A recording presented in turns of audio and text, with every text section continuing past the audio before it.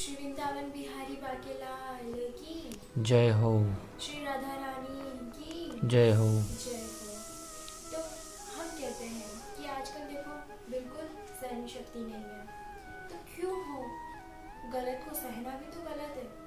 क्यों हो? गलत को सहना भी तो गलत है। भगवान ने कहा है कि अन्याय करने वाला और अन्याय सहने वाला दोनों ही गलत है। क्यों अन्याय सहे और अन्याय करना भी और अन्याय सहना भी दोनों ही गलत है। किसको पता है कि उस पर अन्याय हो रहा है, जिसको भी पता है कि उस पर अन्याय हो रहा है, फिर भी वो चुप है, सह रहा है, तो वो गलत है। अरे भगवान ने अर्जुन को परिवार से झगड़ने के लिए कह दिया था। क्यों कहा था? क्योंकि वो गलत थे। क्योंकि वो क्या थे? गलत थे। इससे बड़ी बात भगवान और कुछ कह सकते हैं क्या? नहीं। भगवान ने अर्जुन को परिवार से झगड़ने के लिए कहा था, अपने भाइयों से झगड़ने के लिए कहा था। क्यों कहा था? क्योंकि वो गलत थे। तो गलत के खिलाफ आवाज उठाना चाहिए, न कि हमें उसे अन्याय को सहते रहना चाहिए। तो आपको मैं एक बात बताती हूँ, जब भी आपको कोई सामने वाला कुछ कह रहा है, कुछ भी कह रहा है, आपको अच्छा नहीं लग रहा है, आपको कुछ कह रहा है वो आपको अच्छा नहीं लग रहा है, आपको मन ही मन उस बात का बुरा लग रहा है, तो आपको क्या करना चाहिए? या आपको ऐसा नहीं, आप उसको यूँ मत कहिए कि आप ये गलत कह रहे हो, या आप उससे झगड़िए मत, आप उसे कुछ मत कहिए, आप बस अपना कर्म कीजिए। आप वैसे ही कुछ भी उसे जवाब नहीं देना दी। भक्त कहता है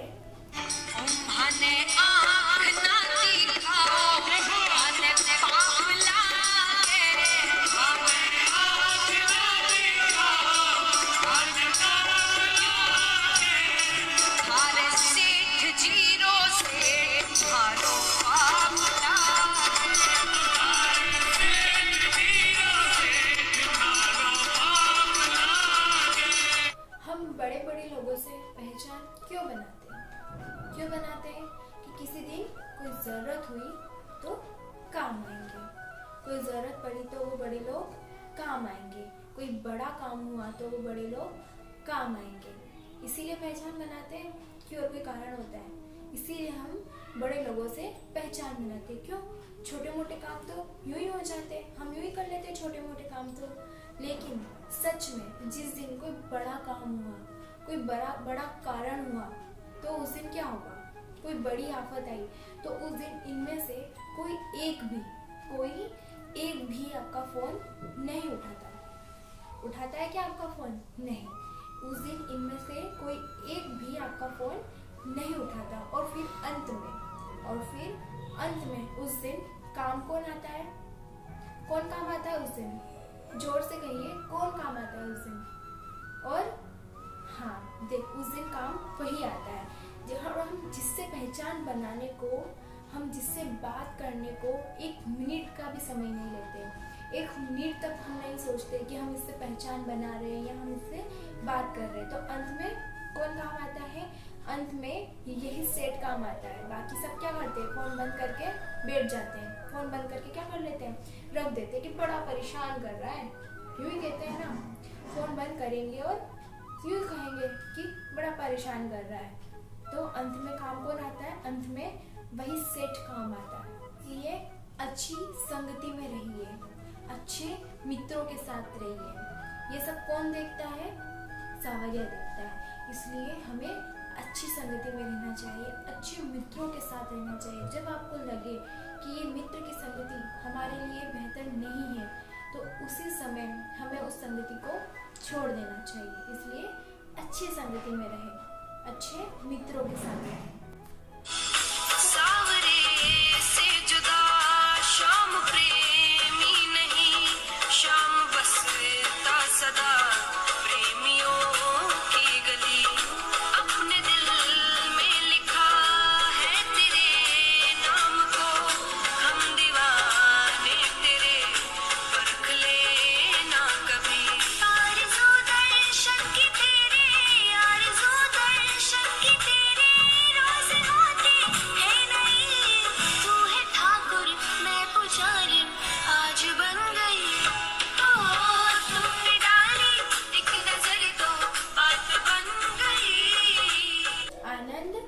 क्या है आनंद? हम बाहर खोजने की कोशिश करते हैं क्या करते हैं, हम आनंद को बाहर खोजने की कोशिश करते हैं।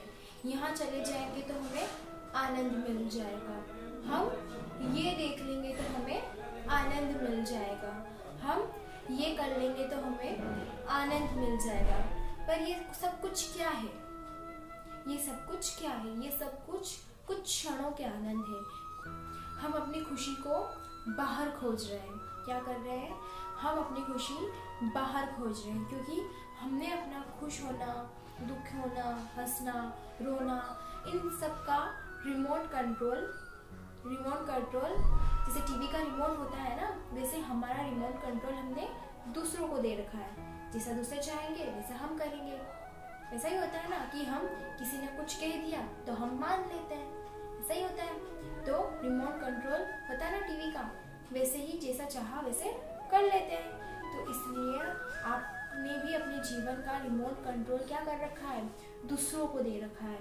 जिसे वो चाहे वैसे आपको अपने साथ अपनी रिमोट कंट्रोल की तरह बना लेते। अब उसने कुछ कह दिया तो आप वो मान लेते हैं, लेकिन अपनी नहीं सोचते कि नहीं वो गलत कह रहा है या ऐसा नहीं। तो जैसे टीवी का रिमोट कंट्रोल, आपका रिमोट कंट्रोल आपने दूसरों के हाथ में दे रखा है। जैसे आपको उसने आपको अगर प्रसन्न करना है तो उसने क्या करेगा, वो थोड़ा सा तारीफ का बटन दबा देगा। क्या करेगा वो, अरे वाह आप तो बहुत सुंदर लग रहे हैं, तारीफ का बटन दबा दिया तो आप क्या होंगे, बहुत ज़्यादा खुश हो जाओगे।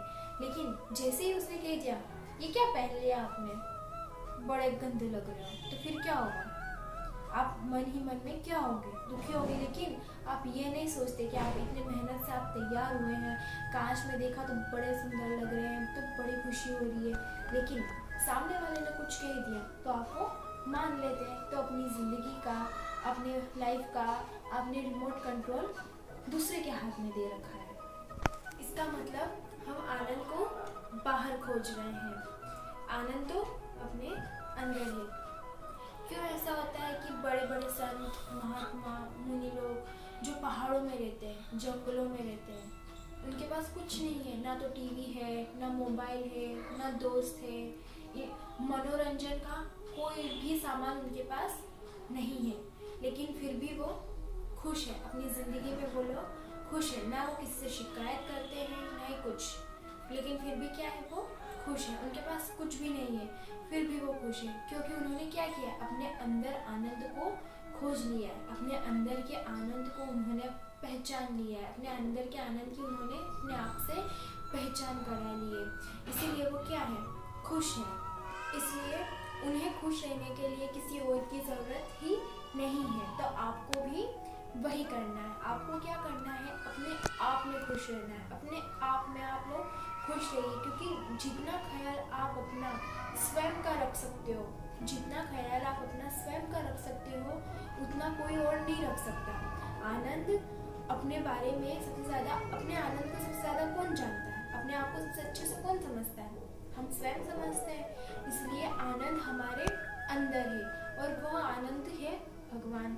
तो हमें क्या करना चाहिए कि उस आनंद को, हमारी खुशी को हमें ना कि बाहरी लोकोक्तियों में या बाहरी सामानों में खोजनी चाहिए, बल्कि आनंद को हमारे अंदर ही हमें पहचान करनी चाहिए। जैसे कि आप मीरा जी को जानते ही हो, जैसे कि मीरा जी को देखिए, नरसिंह जी, कर्माबाई, इन सबको देखिए, ये क्या है, बाहर वाले इन्हें कितना कुछ कहते हैं, यहाँ तक कि मीरा जी को तो लोगों ने क्या कुछ नहीं कहा, उनके चरित्र तक पर आवाज़ उठाई, लेकिन फिर भी वो क्या कहती है वो कि मेरे तो गिरधर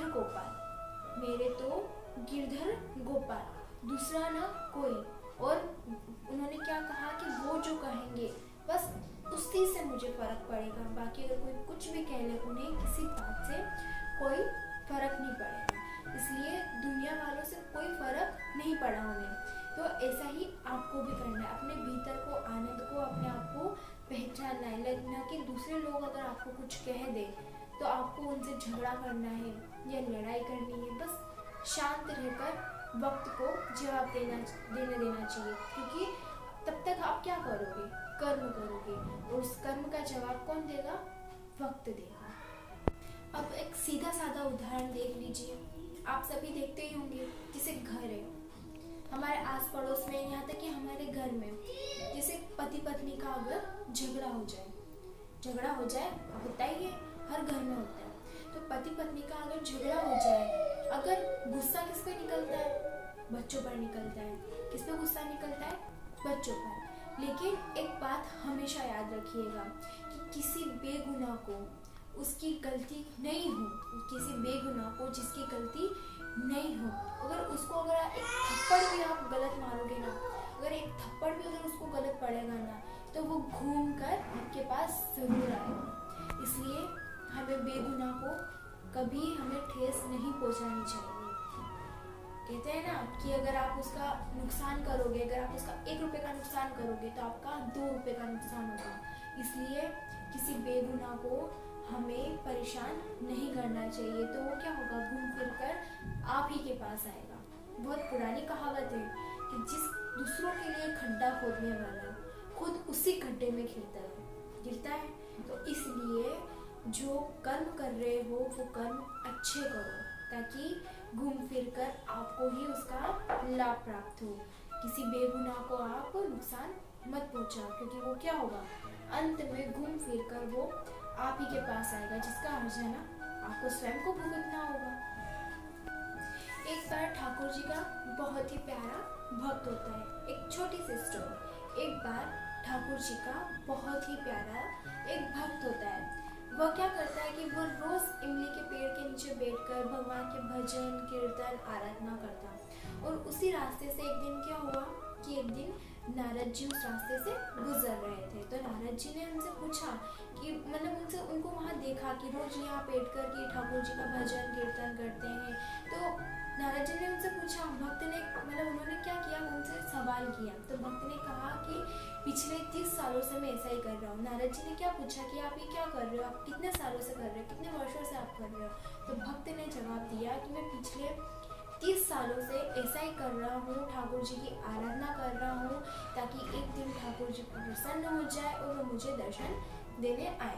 तो नारद जी ने क्या कहा कि उन्होंने क्या कहा कि वो भगवान से मिलने जा रहे हैं। नारद जी ने क्या कहा कि वह भगवान से मिलने जा रहे हैं। अगर तुम कुछ संदेश देना चाहते हो तो मुझसे कह दो, मैं उनसे कह दूंगा।